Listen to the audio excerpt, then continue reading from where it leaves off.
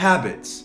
Hey everyone, I'm Matt West, and today I'm going to teach you how to replace an unproductive habit with a purposeful habit.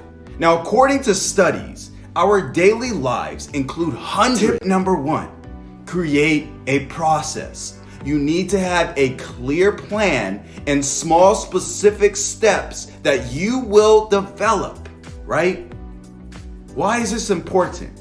One reason, and you need to have the ability to stay on track and not be derailed when you have to deal with the stress in your life. What are you gonna do when you have to manage a stressful situation?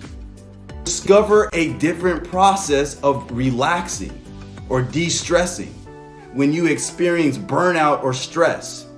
Create a process that will make it simple for you to follow on your way to replace with that has the same mindset and is really aligned to the systems of improving the quality of your life. This will create a way that will allow you to hold each other accountable and celebrate the wins together. Knowing that someone else expects you to continuously improve is an external motivator that you can stack with your internal